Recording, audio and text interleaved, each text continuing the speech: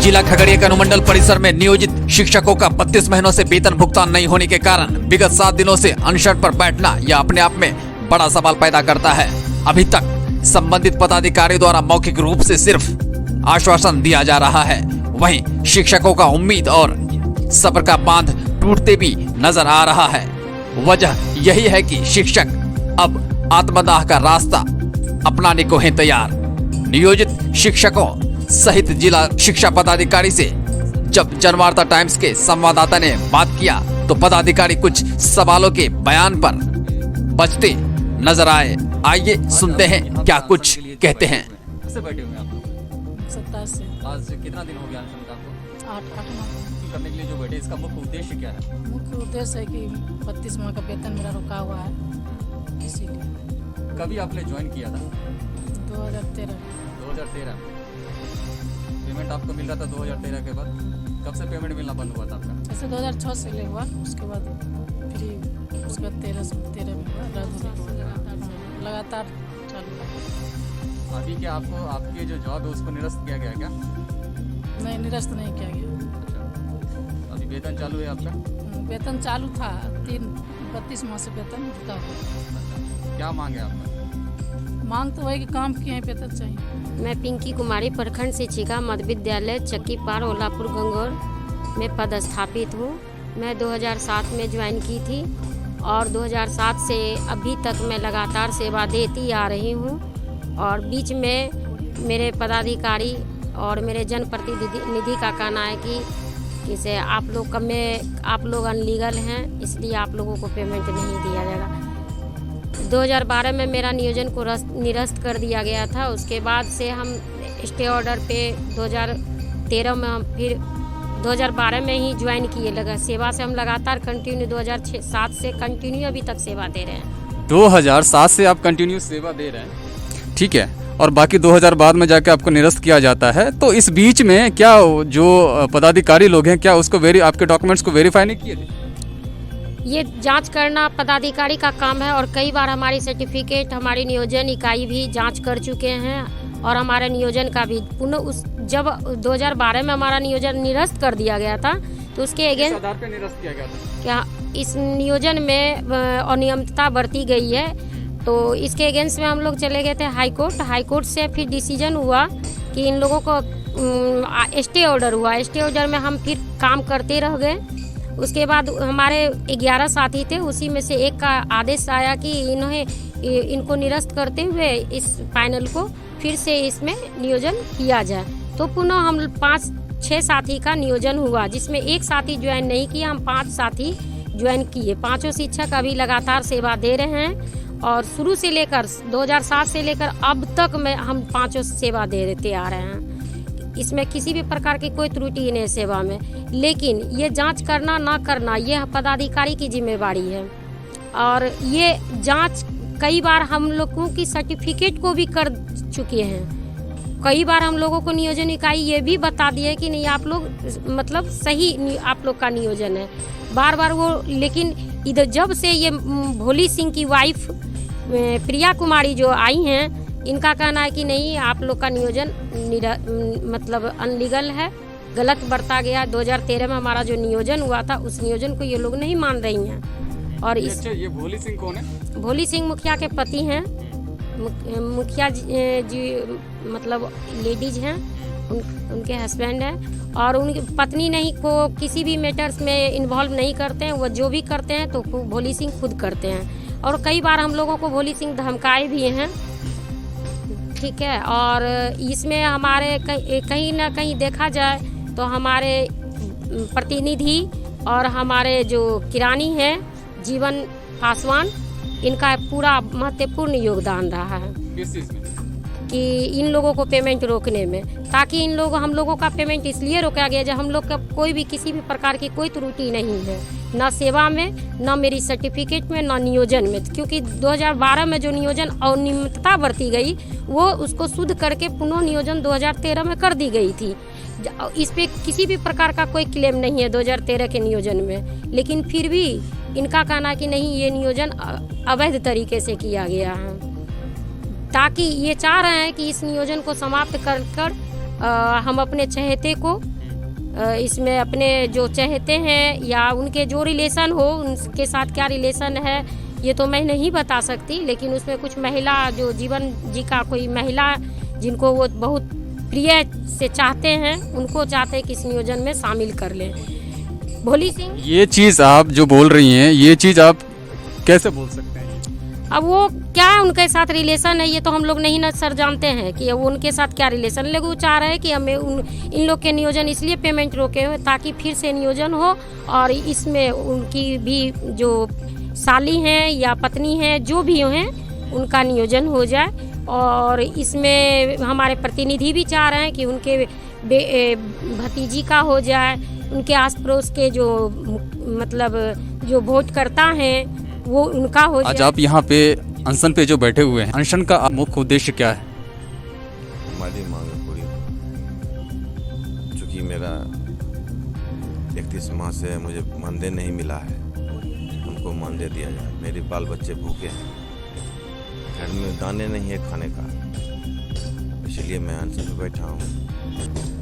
जिस प्रकार से आपका नियोजन हुआ था 2006 में और 2012 में जो निरस्त किया गया था, तो इसके बीच में क्या कार्रवाई नहीं हुई थी?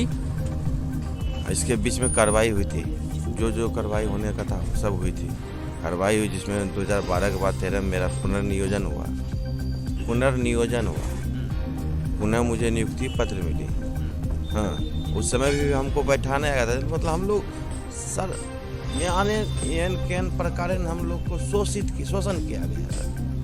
किसके द्वारा शोषण किया जा रहा है? सभी नियोजन इकाई हो या विभागीय पदाधिकारी हो, सबों के द्वारा शोषण किया गया। कई बार हमारे पदाधिकारी महोदय कोर्ट के आदेश में कोर्ट लगाया, स्पेशल कोर्ट हम लोगों की बातों को रखने के लिए स्पेशल कोर्ट लगाया, जांच की है, एलिजिबिलिटी की वैलिडिटी सबकी जांच की है। जांच करते हुए उसमें भी निर्णय लिया कि ना ये लोग वैध है, फिर भी मेरे साथ ही धोखा हो रहा है। तो आपने पूछा नहीं, जो पदाधिकारी उनसे पूछा नहीं कि जब आप उस समय मुझे वैध किए थे तो फिर अवैध कैसे कर दिया? अभी आप अवैध कर दिया गया, बोलता है कि हम अपीलीय प्राधिकार का ये कहना है तो हम अवैध कर दिए। अवैध पर अपीलीय मनमानी है, अपीलीय प्राधिकार कौन है? जब मुझे हाई कोर्ट डिसीजन दे दिया था अपीलीय प्राधिकार कौन है? तब कहता है विभाग की नहीं वो उसमें भी जो है ना विभाग ये गलती छोड़ दिए, ये गलती छोड़ दिए। हमको क्या पता, मैं कोई अधिवक्ता हूँ, मैं कोई लॉयर हूँ? नियोक्ता ने सोचना चाहिए। गलती विभाग ने किया था, आपने किया था? विभाग ने किया।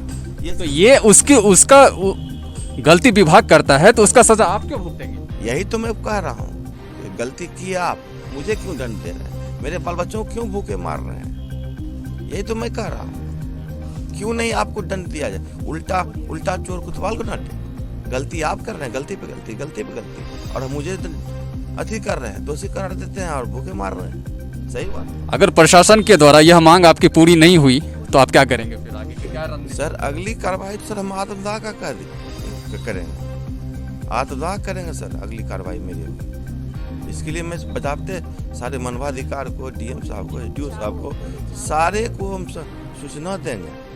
उसके बाद मैं SC से आता हूँ, मुझे SC समझ करके भी कुछ लोग प्रताड़ित कर रहे हैं। नाम बताइएगा अपना। मेरा नाम अंतस प्रवीण है। कहाँ से आप? मैं ऐसे मुंगेर से हूँ। मैं डेरा लेके खगड़िया में रहता हूँ। आज आप यहाँ अनशन पे जो बैठे हैं, इसका मुख्य उद्देश्य क्या है? सबसे पहले तो हम आपको सम्मान पूर्वक प्रणाम करते हैं, जो आप मेरे दुख की बेला में आप उपस्थित होकर समाज को भ्रष्टाचार के खिलाफ आवाज़ उठाने के लिए मुझे मौका दिए। पहले तो मैं शिक्षक हूं और मेरा नियोजन वर्ष 2006 में कोल्हापुर गंगौर पंचायत के अंतर्गत प्राथमिक टोला खगड़िया में हुई थी। उसके बाद उस नियोजन को वर्ष 2013 में निरस्त कर दिया गया था। निरस्त करने के पश्चात वर्ष 2013 में पुनः मेरी बहाली हुई, लगातार 2017 तक कार्य किए। पुनः जो है 17 में वेतन बंद कर दी गई, 17 पुनः हाईकोर्ट गए, हाईकोर्ट के डायरेक्शन के बाद पुनः चालू किया गया, एरियर भी भुगतान किया गया। बीच में एक प्राधिकार का आदेश आ गया, जिला अपीलीय प्राधिकार का, अब जिला अपने प्राधिकार के आदेश को दिखा कर डीओ साहब, शिक्षा विभाग, हमारे पदाधिकारी महोदय प्रताड़ित करते रहे हैं। चूँकि हम नियोजित शिक्षक हैं, मेरा नियोजन इकाई पंचायत सचिव, सदस्य सचिव, मालिक हैं, आज तक मुझे सेवा से मुक्त नहीं किया गया है। मैं लगातार काम कर रहे हैं, चुनाव कार्य सहित विभिन्न प्रकार के कार्य विद्यालय में करते आ रहे हैं। और अब जब वेतन मांगते हैं तो वेतन देने के लिए टार मटोर करते कई बार मैंने वेतन के लिए 30 माह से प्रयास किए, लगभग 50,000 आवेदन दिया हो, पूरा मेल मेरा भर गया, यहाँ से लेकर मुख्यमंत्री तक आवेदन दिए हैं, किसी स्तर से किसी प्रकार की कोई सुनवाई नहीं हुई। किस आधार पर पहले आपको वेतन दिया जा रहा था और किस आधार पर अभी आपका वेतन बंद किया? देखिए, मेरी बहाली दोबारा हुई है, उसके आधार पर लगातार जुलाई 2019 तक वेतन प्राप्त हुआ है। उसके बाद हाईकोर्ट के डायरेक्शन में एरियर भी मिला है। अब फिर जिला अपील प्राधिकार के आदेश को दिखा करके वेतन बंद किए हुए हैं, जबकि जिला अपील प्राधिकार का जो आदेश निर्गत है वह आदेश मेरे ऊपर प्रभावी ही नहीं होती है। क्योंकि हाईकोर्ट सर्वोच्च होती है, हाईकोर्ट के न्यायालय से बढ़कर जिला अपील प्राधिकार या जिला के स्तर के किसी भी अधिकारी नहीं होते हैं। फिर भी जिला हाईकोर्ट के आदेश की अवहेलना करके हमारे पदाधिकारी महोदय वेतन भुगतान करने में कतरा रहे हैं और अपनी मांग को लेकर हम लगातार 8वें दिन अनशन पर बैठे हुए हैं। हमारे साथ ही शिक्षक प्रभारी प्रधान से पत्नी प्रेमी कला खगड़िया भी हैं और प्रभारी प्रधान अध्यापिका अनुराधा रानी हैं, शिक्षिका प्रीति कुमारी हैं। सभी का स्थिति बहुत दयनीय हो रही है। बीमार की स्थिति हम लोग पूर्व से 30 माह से पीड़ित हो चुके हैं। अब इतना पीड़ित हो चुके हैं कि हमको लगता है कि इस बिहार राज्य के अंतर्गत खगड़िया जिला में जो भ्रष्टाचार है, यह भ्रष्टाचार हर सीमा और हर चरण पार कर गया है। हमें अब लगता है कि यहाँ के जनप्रतिनिधि भी भ्रष्ट और अत्याचारी हैं, जो आज तक मुझे देखने तक भी नहीं आते हैं। ऐसे भ्रष्टाचारी के खिलाफ हम अब मुंह बंद नहीं रखेंगे, आवाज़ उठाने का यहाँ से हम काम करेंगे और ऐसे भ्रष्टाचारी अधिकारी के खिलाफ हम यहाँ आवाज़ उठाने के लिए बैठे हुए हैं। सर, आप लोग का बस आशीर्वाद चाहिए। यदि आपकी मांग पूरी नहीं होती है प्रशासन के द्वारा तो आगे की रणनीति क्या रहेगी आपकी? मांग पूरी करने हेतु तो जिला शिक्षा पदाधिकारी महोदय खगड़िया आश्वासन दिए हैं और बोले हैं कि हम नियोजन इकाई के स्तर से सारा अभिलेख मंगाकर हम आश्वस्त करते हुए हम जो है इसका निराकरण करते हैं। आप 2 दिन के अंदर निराकरण कर लेंगे, उसी प्रत्याशा में हम लोग बैठे हुए हैं। किसी स्तर से मेरा निराकरण हो जाए और मैं जो काम किए हैं, काम के बदले मेरा वेतन प्राप्त हो जाए। आश्वासन आपको क्या लिखित में दिया जा रहा है या मौखिक दिया जा रहा है? अभी तक तो मुझे लिखित नहीं मिला है, मौखिक रूप से मिलते आ रहा है। मौखिक पर ही मैं पदाधिकारी पर अभी विश्वास कर रहे हैं कि हमारे पदाधिकारी महोदय हमें वेतन देंगे। मुझे उम्मीद और आशा के साथ हम बैठे हुए हैं। यदि मेरी उम्मीद और आशा 2 दिन के एक से कल तक यदि टूट जाती है तो परसों हम खुद जो है आत्मदाह के लिए आत्मदाह करने के लिए व्यवस्था है। नाम क्या है आपका? मेरा नाम संजीव कुमार हुआ, प्रभारी प्रधान अध्यापक प्राथमिक झमटा मुसरी खगड़िया। इनके नियोजन से संबंधित कुछ मामला है जिस कारण पूर्व में भी इनका वेतन मिला, बंद हुआ और अभी पुनः बंद है इनका। तो हम लोग प्रयास कर रहे हैं कि सर, नियोजन से संबंधित आपने बोला सर, तो किस तरह से नियोजन हुए थे? पद पे थे, लेकिन किस तरह से नियोजन हुआ था? जो पद पे बैठे हुए थे, लेकिन पद पे अभी उसके बाद उनको पद से हटाया गया था 2012 में, ठीक है। फिर जाके 2013 में उनको पद पे लाया गया था नियोजन के तहत, ठीक है। इस पर आपका क्या कहना है? 2013 में इन्हें पद पर लाया नहीं गया था। प्राधिकार का आदेश हुआ था रिकाउंसलिंग कराने के लिए और रिकाउंसलिंग हुआ, लेकिन नियोजन पत्र इन लोगों को नहीं मिला उस समय। और चूंकि ये लोग काम करते रहे हैं, नियोजन इकाई को या चाहिए था, अगर नहीं हुआ तो इनको उस संबंध में पत्र देना, लेकिन पत्र दिए नहीं। इनको जो पेमेंट मिल रहा था सर, कंटिन्यू उनको पेमेंट भी सरकार की तरफ से मिल रहा था, तो पेमेंट किस बेस पे मिल रहा था? 12 से पहले जो कोर्ट का आदेश हुआ, उस आदेश के आलोक में इनका भुगतान पहले लोग किया है। सर, 2012 के बाद कोर्ट का आदेश हुआ है, उससे पहले उनको पेमेंट मिल रहा था।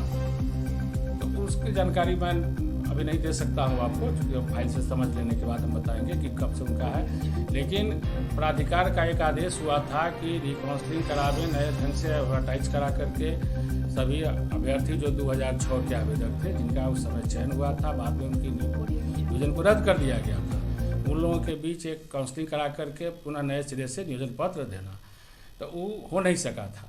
तो हम लोग ये चाह रहे हैं कि अभी उस चीज़ को पुनः करा के, चूँकि इनकी नियुक्ति की वैधता भी हो जाएगी और जो बकाया राशि है उसका भुगतान भी हम लोग करा दें। मतलब कहने का कि जो पहले से नियुक्त किया गया था इनको, क्या वो वैधता नहीं, तो उसकी वैलिडिटी नहीं थी? नहीं थे। तो मतलब ऐसे ही, मतलब बिना वैलिड के ही इनको पेमेंट मिल रहा था सरकार के द्वारा? नहीं, वैलिडिटी नहीं, 6 में इनकी नियुक्ति हुई जिसे रद्द कर दिया गया।